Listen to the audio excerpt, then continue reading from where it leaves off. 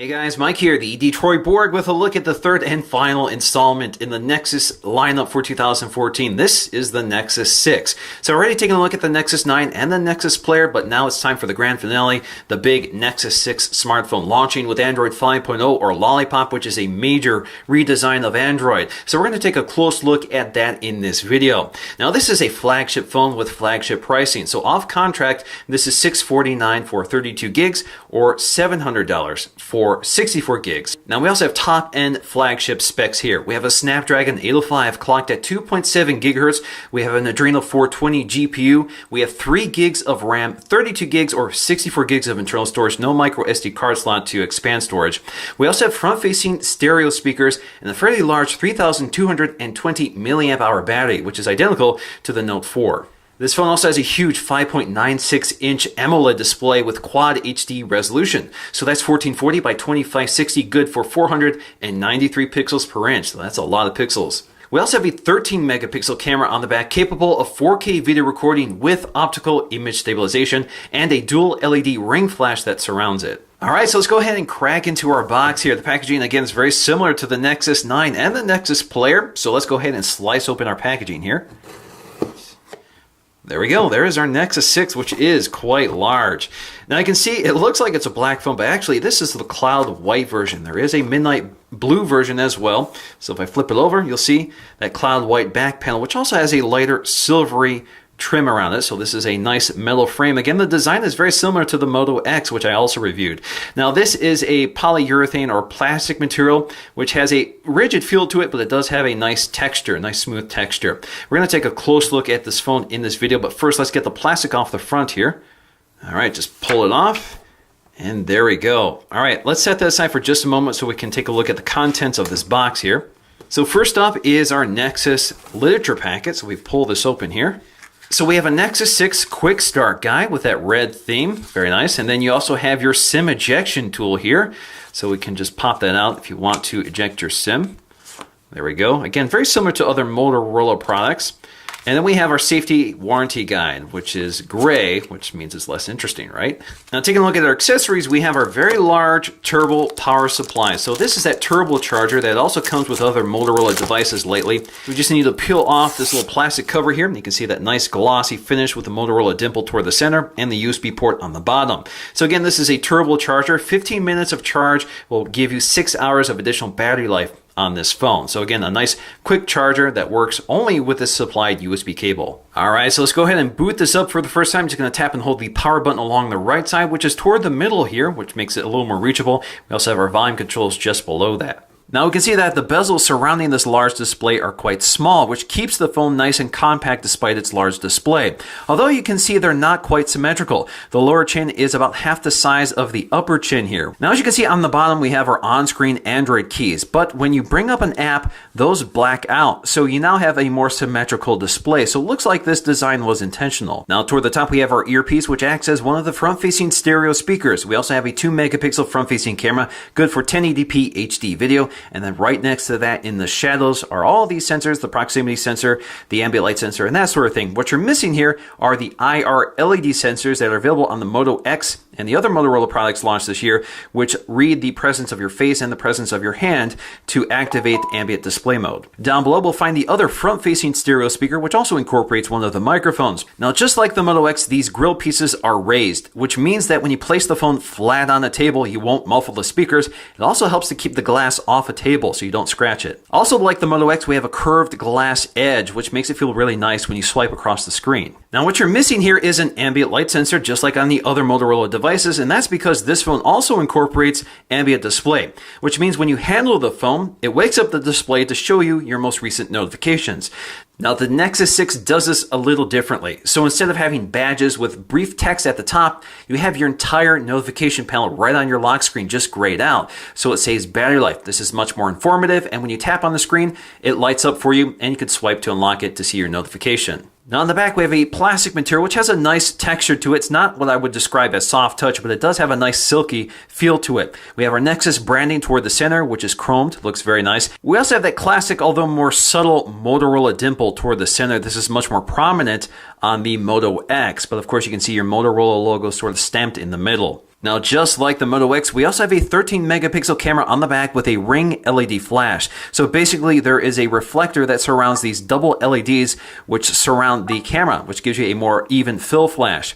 Now, the difference here is that this camera has optical image stabilization, which the Moto X does not have. Now, at the top, you can see this prominent piece of metal, which is part of the metal frame, which gives us a really rigid feel. And of course, you can see we have these antenna insulators on either side because the frame does integrate the antenna. Now, at the center, you'll find your headphone jack, and then you'll find your nano SIM tray, which you can eject and install your own SIM. Now, the great thing about this phone is that it's a truly universal phone, meaning you can stick a Verizon SIM, Sprint, T-Mobile, AT&T, and it works the same. All I have to do is make sure your carrier registers the IMEI. So that's unusual, especially in the US. Now, along the right side, you'll find your sleep-wake power button along with a volume rocker. Now, that sleep-wake power button does have a texture to it so you can distinguish between the two buttons, even though they're next to each other. Now, toward the tapered bottom, you'll find a microphone, and at the bottom, you'll find a micro USB 2.0 charging port. And as you can see here, again, all that metal construction, along with these antenna insulators at each corner. Now, if you look at the phone in profile, you can see that classic Motorola shape. So you can see it's thicker toward the top, thinner toward the bottom. It's also thinner at the corners. So it kind of slopes around and fits nice and comfortably in your hand. Now, like the Nexus 4, 5, and 7, this does support wireless charging, and it is compatible with the Nexus charger, but it is kind of hard to position exactly right.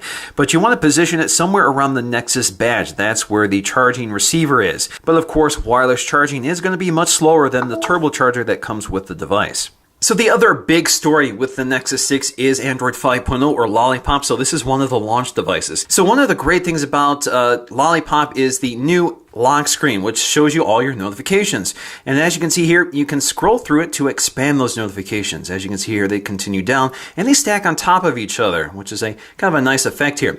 And as you can see here, when you drop all the way down, you get to your quick settings toggles, such as a brightness slider here. You can see your battery status. You can jump to your settings or jump to one of your profiles, date and time. You can also see these quick toggles for rotation lock, Bluetooth, Wi-Fi, and that sort of thing. We also have a quick access toggle for a flashlight, which is very handy to have. So again, all of that is available from the lock screen.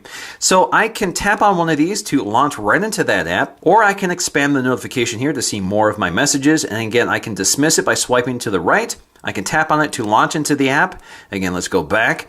And then you can see I can tap and hold on that item to see which app is pushing it. And I have options here. So I can tap on settings. It takes me to my settings panel for that app. Or I can tap on this and get to information. So with information, I can block notifications, or I can change the priority of the notifications. Now, if you look at these notifications, you can see the top 5 first, and then you have all these other notifications just below it. Now, if you look at our notifications, they're here chronologically, and you can see all the other notifications that are also available here. So you can see those badges, and you can see how many more notifications we have pending. So all I have to do is swipe down to see the rest of them. Now, if you scroll down here, you can see that we have this card dedicated to Google Now notifications. So that's a separate area toward the bottom here. And then you have a clear all button here to wipe out all your notifications. This also means you can directly act upon apps on the lock screen. So for example, if you expand out this notification, I can archive it or reply to this email. Now, I really like the way some of these notification panels behave when you scroll through it. So for example, you have your media player up here, and when you scroll up, it stays persistent but collapses for you. So kind of nice here, and then when you bring it back down, it expands back out. So it's pretty nice. Now, to launch one of these apps, all you do is double tap on it, and it takes you right to that app. Now you can see at the bottom we have this pulsating lock button, so we can swipe up to unlock our device, but you can also launch quickly into your camera app just by swiping left, or you can launch into the phone dialer by swiping right. So from the home screen, you can see we can swipe right to see our Google Now launcher, and then you can tap and hold on the home screen to edit this. So you can change your wallpaper, add new widgets. If we take a look at our widget panel, you can see they've also updated that as well. You can also jump to your settings, which allows you to turn off Google Now if you prefer and change some other settings. Now I also have my drop-down notification shade here. As you can see, I've cleared out most of my notifications, and I can swipe down again to get my quick settings. Now when you adjust the brightness slider here, the drop-down shade disappears momentarily. When you release it, it comes right back. So you no longer have to leave the drop-down shade in order to control some of these settings, which is really nice. Now you can also use a 2-finger gesture to jump to quick settings right away. Now we also have quick access to multi-user mode. So you can see I'm currently logged in, but you can use a guest mode here. Now guest mode basically logs you out, creates a separate space for that user, And what they can do here is log in with their own account. They can adjust the wallpaper.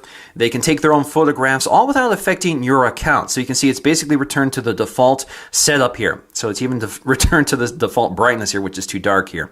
But again, you can see this is all their own apps. In order to use them, they would have to log in with their own account. So again, they don't mess with yours. Alternatively, you can add a new permanent user to this phone.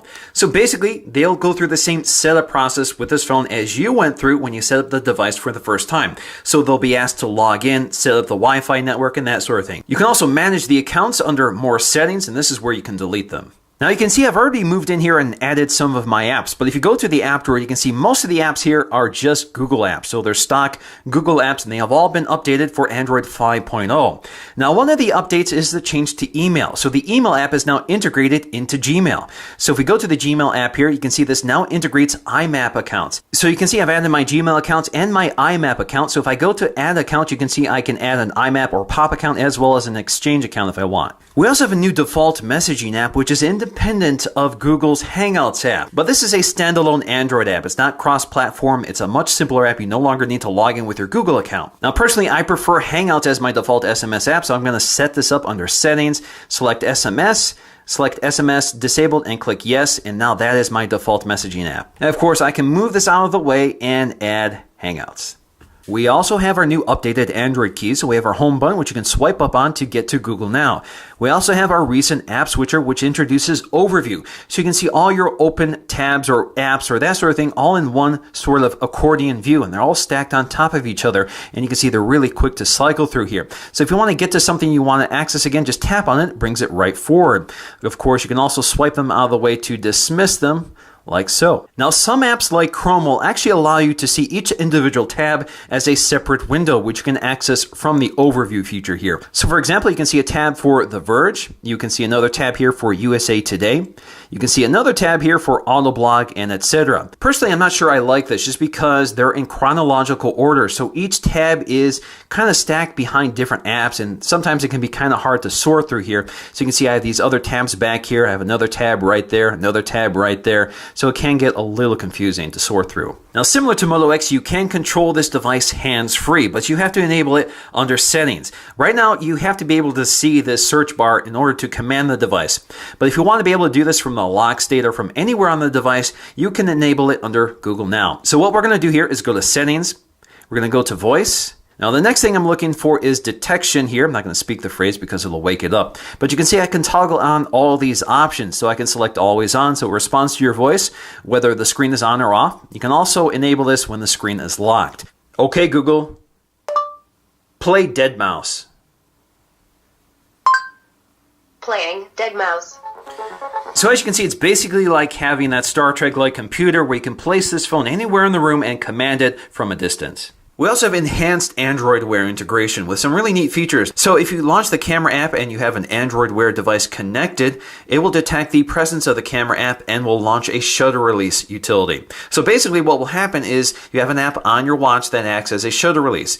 And you can place your phone anywhere you want, but basically when you tap that shutter release, it takes the photograph after a countdown and then will display that photograph on your watch. And if you want to regain access to the shutter release button, just swipe to the right. We also have some enhanced security features. So if we go to Settings, go to Security, go to our screen lock, you can see what's available: swipe, pattern, pin, or password. Right now I have swipe, but let me go ahead and enter in a pin here, and we're going to show you exactly what's new here. So for example, if you restart your device or if you power it down, you can enable the ability to require a pin to start the device. Now, as you can see, when I swipe up here, I'm not prompted to enter in my passcode, and that's because I have an Android Wear device connected using Smart Lock.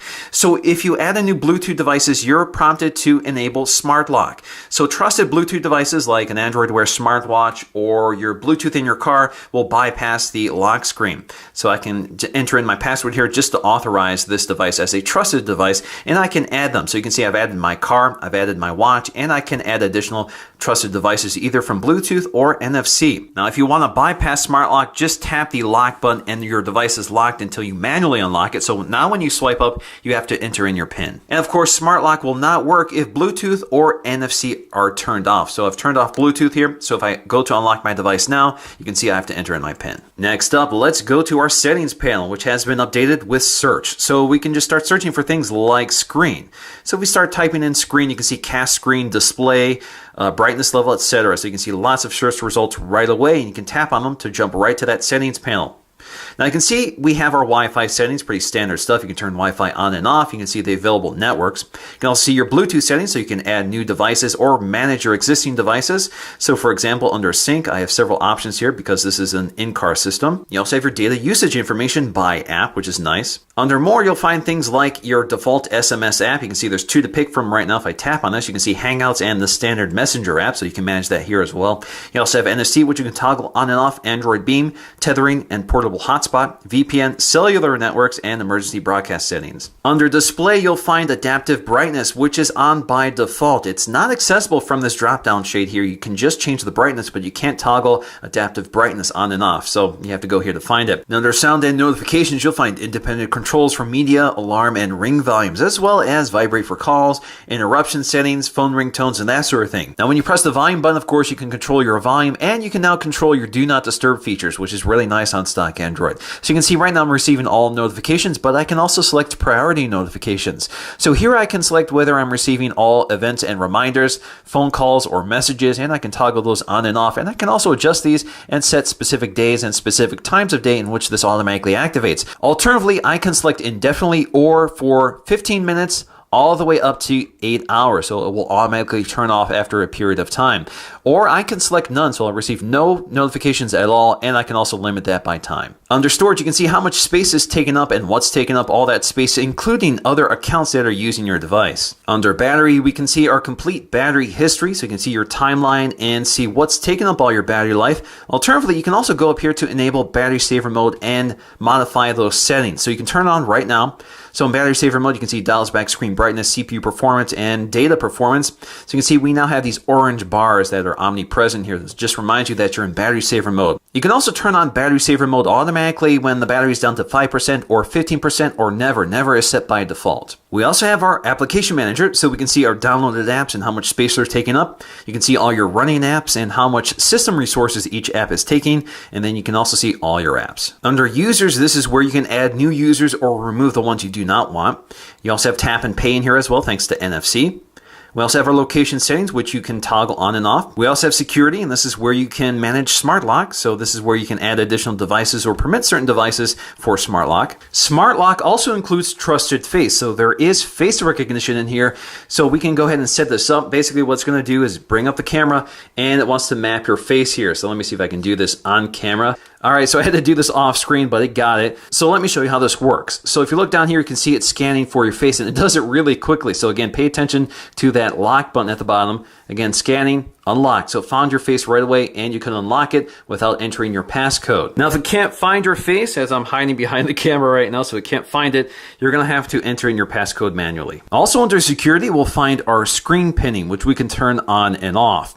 So what will happen here is that once you have this on, if you go to your overview, you can see that we now have this pinning icon available under each app. So you really have to bring the app forward if you want to pin that app. So now you can see this pin icon. I can tap it, and it locks to this specific app. So that means the user cannot escape this app. They can only interact with this specific app. So this works particularly well with the phone dial if you hand your phone off to somebody who wants to make a quick phone call. Now, if you want to get away from this, all you have to do is tap and hold these two buttons, and your screen is now unpinned, and you're good to go.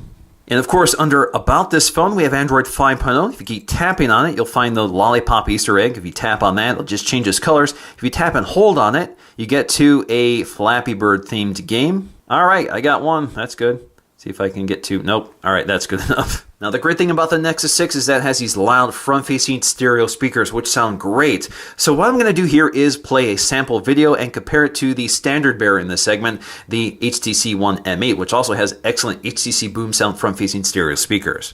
Hey guys, Mike here, the Detroit Borg, with a look at Google's Nexus player and the optional gamepad. These products are produced by ASUS and are powered by Android TV. Hey guys, Mike here, the Detroit Borg, with a look at Google's Nexus player and the optional gamepad. These products are produced by ASUS and are powered by Android TV. Although the Nexus 6 is louder than the HTC One M8, it's not quite as clear and tends to distort at higher volumes. Now obviously the big story here is that display, 5.96 inches, which sounds bigger than it is. That's because the phone itself is pretty compact relative to its screen size. We have pretty small bezels. But the screen shrinks down quite a bit when you're using certain apps because of the on-screen Android keys, which take up quite a bit of space. So when you compare this to something like the Note 4, which has a smaller display, you can see that display looks a bit bigger because it has off-screen Android keys. But like a lot of Motorola displays, this one is kind of pink, kind of a warm color compared to other ones like the Note 4. It's also kind of on the dim side compared to something like the iPhone 6. The iPhone 6 Plus is definitely one of my favorite displays out there because it is really bright. Taking a look at our Geekbench 3 scores, you can see the Nexus 6 scores about the same as the Note 4 and Note Edge. The Note Edge is what I have right here, but they have the same spec. The same Snapdragon processor, same 3 gigs of RAM, same graphics processor.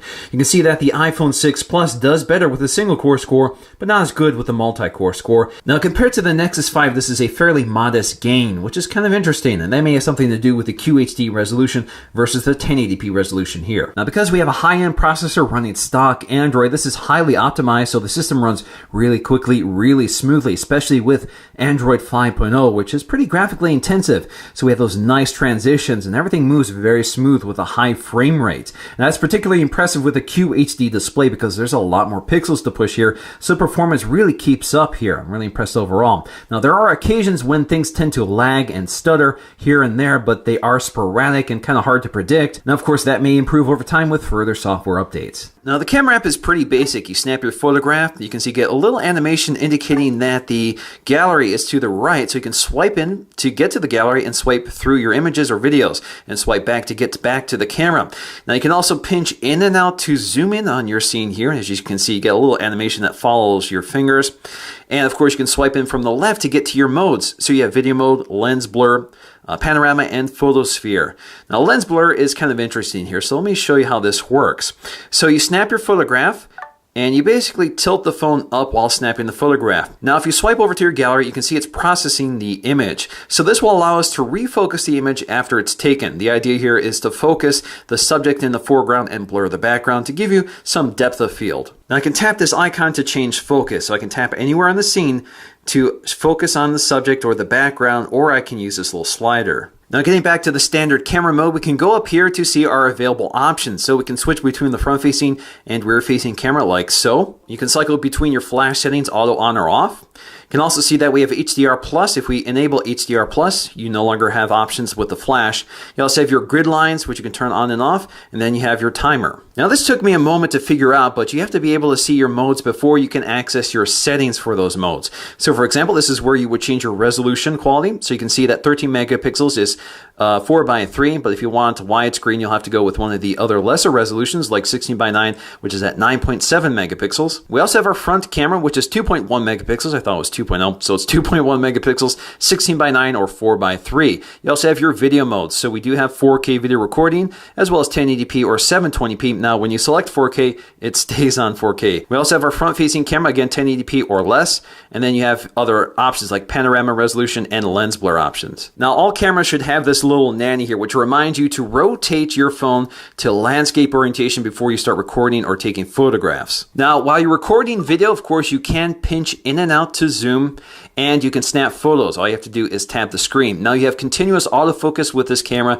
so it automatically focuses it for you, so you do lose the ability to tap to focus. Now in terms of camera quality, I'm pretty impressed overall. We have 13 megapixels to work with, so you do get really sharp images. Color reproduction is pretty good, and it does a pretty good job exposing scenes. Low light performance is surprisingly good. That's thanks to the optical image stabilization in this camera, which means it's able to take really sharp shots at nighttime. This works especially well with HDR Plus. So HDR Plus produces really amazing results. I'll have some examples on the screen so you can see for yourself. So I'm really impressed overall with some of those software features. And with optical image stabilization, 4K video recording is really smooth. So I can walk around with my dogs. They're pulling on the leashes and yanking the phone out of my hand, but it still does a nice job balancing it really well. Now this camera does feature continuous autofocus, which can be quite slow and intrusive. So it's slow to respond and then spends a lot of time hunting around trying to find focus. This is worse in low light conditions. So I find that if you're taking photographs in low light, it spends a lot of time trying to find focus. So this isn't the right camera to choose if you want to get those quick snapshots. Now that dual LED flash system does provide a lot of even light around your subject, so it does minimize shadows.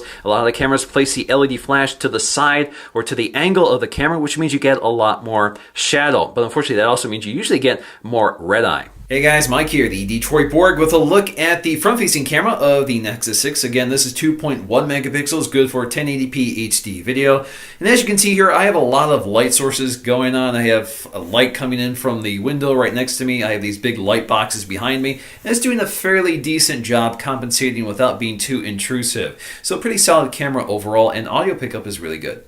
So overall, I'm pretty impressed by the Nexus 6 thanks to its large screen size with a high-resolution QHD display with that AMOLED technology, which gives you vivid colors and deep blacks. You also have excellent speakers, one of the best speaker systems you can get on the phone right now. It's a little shy of the HTC M8, but they're really loud and clear. We also have pretty decent cameras, a 13-megapixel camera on the back with optical image stabilization, which delivers really excellent results, and a really decent front-facing camera as well. And then you have fairly decent battery life. I'm able to get about 4.5 hours out of this phone at maximum brightness. That's strict on-screen time, but of course you're going to see less performance when you're using the device day to day. I'm also really impressed by the design and materials they've used. This is by far the best Nexus device I've ever owned, with that nice rigid metal frame and that curved glass display, at least curved along the edges, which gives you a really nice feeling phone in the hand. Now with the tapered edges and the smooth back panel, it is a little slippery to handle, so you may want to add a case to make it a little more grippable.